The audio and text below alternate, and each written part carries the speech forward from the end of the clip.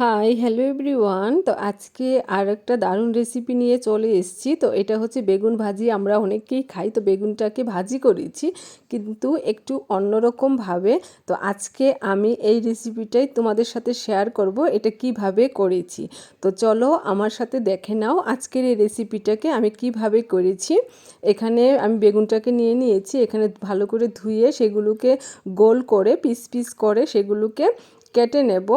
আর এটাকে কেটে নিচ্ছি, আর এখানে নিয়েছি, এখানে মাঝখানের যে বেগুনের যে বিচির অংশটা সেটাকে আমি বের করে নিচ্ছি, এখানে বের করে নিলাম। এবার তোমরা দেখতে পাচ্ছ। এবার এটাকে আমি কুচি কুচি করে একদম ভালো করে সেটাকে কেটে নেব।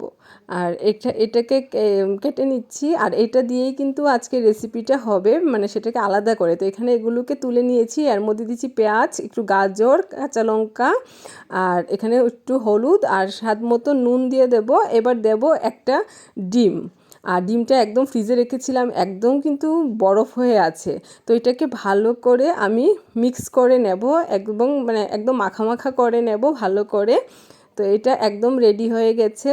এইবার আমি মানে যে বেগুনটা কেটে রেখেছিলাম এর মধ্যে আমি নুন আর হলুদ মাখিয়ে নিচ্ছি, সেটাকে ভালোভাবে মাখিয়ে নিচ্ছি।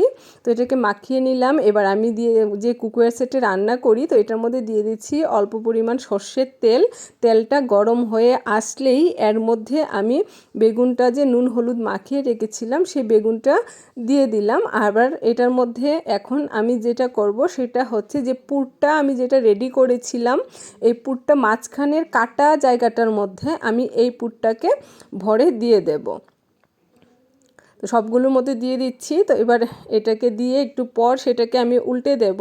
তো এটা হচ্ছে আজকের বেগুনের রেসিপি। তো এই মানে আমরা বেগুন ভাজি অনেক সময় একই রকমভাবে খেতে ভালো লাগে না। তো আজকে আমি চেষ্টা করেছি তোমাদের সাথে একটু অন্যরকমভাবে বেগুন ভাজিটা করার জন্য। তো আমার এই রেসিপিটা যদি ভালো লেগে থাকে অবশ্যই পেজটাকে লাইক করে দেবে, আর ইউটিউবে দেখে থাকলে সাবস্ক্রাইব করে নেবে।